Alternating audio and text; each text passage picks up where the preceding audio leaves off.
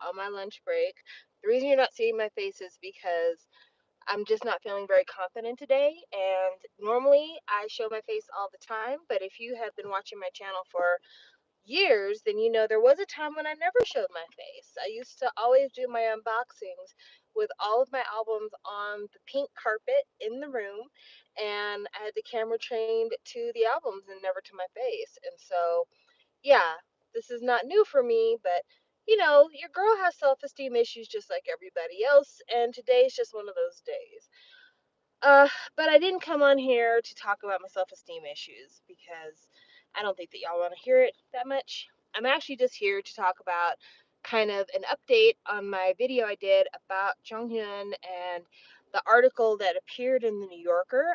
It's a brief update, but I find it can usher in maybe a different conversation besides that. So the brief update is this.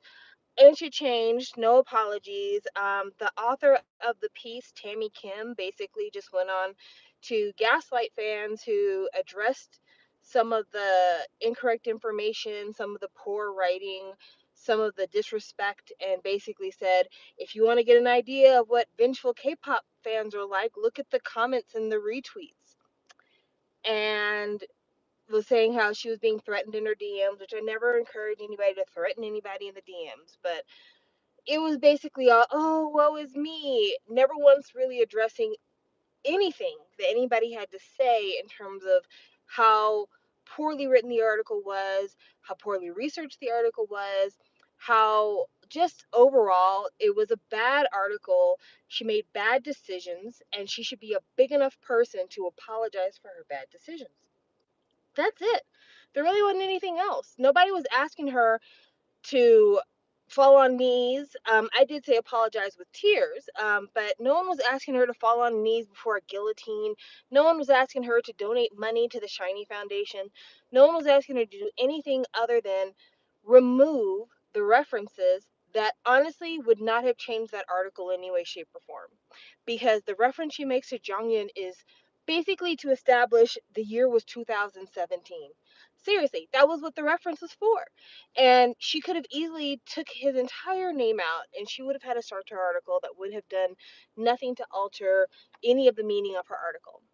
She made references to Big Bang, and the reference was that they had members drugging and human trafficking women. And it's crazy because, as far as I know, no member of Big Bang drugged any woman. From what I understand, it was the Golden Telephone Group that was drugging women and raping them, and that was not members of Big Bang, even though Sungri was friends with Golden Telephone. But yeah, it wasn't members of Big Bang, and Top's drug charges were for him smoking weed with somebody who wanted to smoke weed with him. And so, again, what was crazy about that reference was the fact that she referenced them to be the opposition of the queer welcoming you get from the BTS fandom, which makes no sense. Why would you refer to drugging and raping women as being a not queer friendly space? Like, do you see the correlation? Because I don't. And then she talked about how it was rare for a K-pop group to start their career being hip hop focused, as if all of K-pop didn't really start with Sotaji and the boys being hip hop focused. It's just, it was so obvious from the article how wildly unresearched it was, and how it really was just somebody who's not even a well-educated fangirl writing a fluff piece to try to drive clicks and traffic to this website in order to justify her paycheck. Like, there was nothing else to it. I mean, as a piece of literature, there was nothing to it. In terms of quality of writing, there was nothing to it. In terms of content, there was nothing to it. It was just one more piece of outrage media from somebody who, honestly, if they had just taken a little bit more time and a little bit more care, or maybe asked a few of us who've been into the genre for a few years, we could have let her write a much better article, a much improved article, an article that actually could have been something to contribute to the conversation rather than being a distraction. And it seems like she's not the kind of person who has at least from her tweets. It seems like she's not the kind of person who has horrible, misshapen views about most social topics. So it's really interesting to see somebody retweet their support of those who oppose the Supreme Court's overthrow of Roe versus Wade, but at the same time won't respond to people's calls to respect the dignity of a person who died as a result of their mental health struggles. So, on the one end, she wants a woman's right to choose and their dignity in finding a healthcare provider to be respected. But when somebody says this individual made this choice and to be reduced to a talking point is disrespectful, she didn't want to hear that. And I'm just like, well, it is what it is. Fuck you, bitch. Fuck you, bitch. Um, but anyway, there's that. Also, I talked about it on the channel before. I'm gonna talk about it again since it happened. They overturned Roe versus Wade, which was based on the 14th Amendment, which is an amendment that basically ensures the right to due process. Um, you have life, liberty, and property protections in the 14th Amendment. And the reason why Roe versus Wade was a landmark case is because the casework was built on the idea that a woman's ability to access an abortion was to give them due process under the law in terms of life, liberty, and property. And liberty being the freedom of choice, and life because there are certain medical conditions where abortion is medically necessary. And the judges that we have now, it's a mostly conservative Supreme Court that we have, and they have decided that, nah, girl, we ain't got to do that. We don't have to do that. We think that the states should be able to make this decision. We believe that America was founded by a bunch of puritanical, conservative folks who understood that a child yet to be born is more important than a person who's still here on the ground, and that there is no due process protection for abortion. Which, all I can say is, as a person who's had a stillborn child, I know what it's like to be in the midst of a medical emergency regarding a child, and the horrible feeling you have when you've got to make those kinds of decisions, and how if anyone in that entire hospital thought that they could make decisions for me instead of allowing me to make the decision that was best for myself, my living child, I would have burned that motherfucker to the ground. And so I'm not interested in hearing somebody else decide what women can or can't have, because in the moment that you're deciding on childbirth, you're the most impacted person. And that nurse, that doctor, um, the admin board at the hospital, they have nothing to do with the consequences of the actions you make after that moment. It's you and your family. And that's the reason why it's a hill I'm willing to die on. And if you don't want to hear me talk about it, if you're pro life and anti choice, because there's some people who are pro life and pro choice, but if you're pro life, anti choice, gladly unsubscribe and block me, because I really don't give a damn. You know, I've seen at 43 years old, be 43 very soon, I have seen too much life to think that I know every scenario that could possibly happen that would allow me to make a black and white judgment across the board. There are really only two things that are for sure in life: people are born and people die. That's it. There's nothing else in this life that's guaranteed. There's nothing else in this life that's truly protected. It's literally, some people are born and everyone dies. And because of that, I think everything else is a matter of lived experience. We could all say that we all believe we're good people, but our definitions of good are fundamentally different amongst us all. So you may believe you're a good person based on your belief system, and I believe I'm a good person based on my belief system, and perhaps our belief systems are completely and wildly different. Again, what's for sure We both were born and we both will die. Death is inevitable. So, everything in between, you live, you learn, and you hope that you're fair. So, past that, let's talk about K pop things. I've ordered a few albums. A few albums are coming out. Hoseok from BTS, J Hope, he's got an album coming out soon. I think he's got a single coming out tomorrow, maybe. Jungkook did his song with Charlie Puth. Let me tell you something about how I feel about Charlie Puth, because I think that's important for you to understand why I will never listen to Left and Right again. Uh, I hated When I'll See You Again. I am certain I'm not the only person who feels that way. When I See You Again came out, I remember thinking this song is trash. When the radio decided that it was going to be a 24/7 dedication to the memory of Paul Walker, I hated that song. When it was performed at one of the end of the year music award shows in Korea, I hated that fucking song. And to this day, I hate that song. And then Charlie Puth, the main singer from that song, came out with multiple other songs that I just could not stand. And at first I thought, well, maybe it's the style of music. Because he did that Marvin Gaye song with Homegirl, All About That Bass. I forget it, Megan Trainor, that's her name. And I was like, I'm not fond of this. And then he came out with a couple of other songs right after When I See You Again that I'm like, yeah, these aren't for me. So I'm like, well, maybe it's just the style. But then he came out with the song You Just Want Attention. And I'm like, I do like that song. But I realize I like that song. I still hate this man's voice. And so, even though I am excited for Jungkook to be able to explore his artistry outside of the borders of BTS, I cannot support him and Charlie Puth because I cannot put myself through the misery that is listening to Charlie Puth's voice. And you know what it is that sets me off about Charlie Puth's voice? Is that he sounds so fucking smug all of the time. Like if somebody could sing in a smirk, that's Charlie Puth. Straight up, that's Charlie Puth. He sings in smirk. And I just can't do it, guys. So yeah, I will never listen to that song again. I listened to it once.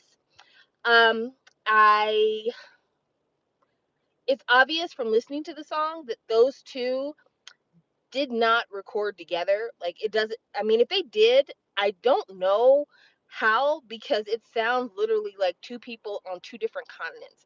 The mix of the vocals just they don't sound like they're in the same room at all. But or even on the same equipment. But yeah, it's just from what I understand about Charlie Puth, for a while there, a lot of people didn't like his voice, and then he became like this TikTok star, and people started really liking him because he was on TikTok writing songs all the time, and so now he's experiencing some sort of renaissance. This song sounds like it was made on TikTok, like straight up and down. The song sounds like it was a song that no one took any real time or effort to produce. They just were like, I have a backing track, you have a microphone, record your vocals, send them to me. I'll do the mixing myself at home, and then we'll release this. And because you're with BTS, we'll actually do a whole video. That's really what it sounded like to me. Uh, but yeah, that's how I feel about Left and Right. I'm still actually really excited about J Hope's solo project because Hope World is underappreciated. Hope World is actually, I hate to say this, it might be the best mixtape out of the 3 Rapline mixtapes. Well, no, there's 5 Rapline mixtapes. I think there's 5 of them. Yeah, I still think it's the best. So yeah, at this point, I'm just like, hey, I really like Hope World. I hope that Hosek's album is good. I really do. Other albums that are coming out. Kiezi's got an album coming out. She has a single come out today.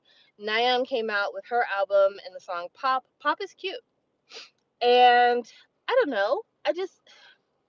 Nothing is I'm not really excited about anything in K-pop right now. K-pop is kind of neutral to me, but to be honest, between all my travels and getting back to work, I haven't had a lot of time to listen to K-pop. I've actually been listening to more podcasts. I just recently finished a podcast about the history of the To Pimp a Butterfly album by Kendrick Lamar. Really great podcast. I think it's called The Big Hit. I think that's what the podcast is called. But they do like a 3 to 5 episode arc about a certain topic. The first topic they did was about the history of the Twilight franchise. And then the second one they did was about the history of the making of the To Pimp a Butterfly album. And it's just a really good podcast about like the people involved in making that album, about what was going on both in Kendrick's life and in the United States at the time that that album was being made and what it came to represent after it came out. And so I highly enjoyed it. I zoomed through it. It was so engaging. But yeah, I look forward to listening to more K-pop soon. I just, like I said, I haven't been excited. Some of the people that I follow have been going to Stray Kids concerts, so good for them. I know Keish just got through going to one and she's looking to try to get tickets for another. I hope that it works out for her. But yeah, that's exciting. I'm going to a concert this year. I'm actually going to see The Weeknd in August. I'm really excited about that. I want to see Bruno Mars, but I can't afford to see Bruno Mars. Did you listen to the La Police debut hit yet? No, I did not. I know nothing about any rookie groups. Like somebody will have to in the comments of this video, not in the live chat, but in the actual comment section, you'll have to leave me a list of people that you think I would enjoy because I don't know if it's just because they're all so young, but I feel like outside of TXT, I haven't been able to pay any attention to any younger K-pop boy groups. And when it comes to the new girls, I'm kind of iffy about a lot of them. And I don't know why I'm like that. I don't think it's the style because I think style wise, mainstream K-pop hasn't really done a lot of weird things. Like the style has remained the same mostly. Some of it is a little bit more frenetic, some of it is a little bit more candy coated. But in terms of like wild style differences, I think you can listen to songs from 5 years ago and listen to songs from today, and they're not that far away from each other. But there's just not been a lot of the new girl group and boy group stuff that I've listened to and been like, yeah, that's great. And I even talked about it on one of my videos about how I don't think I'm going to be excited about TXT if this next release is not good because Thursday's Child was a miss, which was surprising because they have been doing really well. But Thursday's Child was just like, I guess. So yeah, I'm hoping that we'll hear better. I'm hoping that things will go better. Um, and then I'm trying to think what else is there to talk about. There's really not much else to say. Life goes on. I did want to come on here though very briefly and tell you guys that if you have not already seen on my community tab, I am going to be reviewing this book right here. It is Idle Gossip, and I just finished reading the first chapter. I really like it. I only read the first chapter, which I know you can't make a judgment call about a book based on the first chapter. But the first chapter was like 25 pages, and I'm like, oh, that's like an actual real chapter instead of the chapters we had with Shine and Bright. And already it sets itself up in a much different direction than what you saw with Bright. One of the things that I really appreciate about this book is that you have more information about the family dynamics of the main character, her sibling, and her parents. She has the exact same family setup that Jessica has in her book in terms of a mother, a father, and a little sister. Also, the mother is the main breadwinner, the father is not. So, already a lot of parallels here. But I don't know, it just, they really flesh out the characters more, even though they have much shorter line delivery. And definitely, it's just the first chapter, but it's like, oh, this family makes sense. What you guys are talking about makes sense. Whereas Jessica's book was like everything was a fairy tale all the time, even down to one thing that I didn't even think about until I read the first chapter of this book. The main character talks about how her and her sister look like her mom but don't look like each other. And I know that that sounds petty and just like, why does that even matter? But I've never talked about this because it didn't seem like it bared talking about. But Jessica and Crystal look nothing like each other to me. Like when I see them as sisters, I'm like, I don't know if maybe one of you looks more like your mom and one of you looks more like your dad, but you guys look nothing like each other to me. And that never is addressed in either one of Jessica's books. Never is. Whereas like this random person who's writing this book, was like, yeah, by the way, me and my sister don't look alike. It's the little things, guys. It is the little things. Also, there's one thing in this book that I really, really like, which is part of the reason why I'm excited to finish reading it. It has this thing here where it has like a web page on it, but it's a book, so you know you can only do what you can so much. And then after the article is finished, they post the comments section of the web page. I think that that's pretty cool.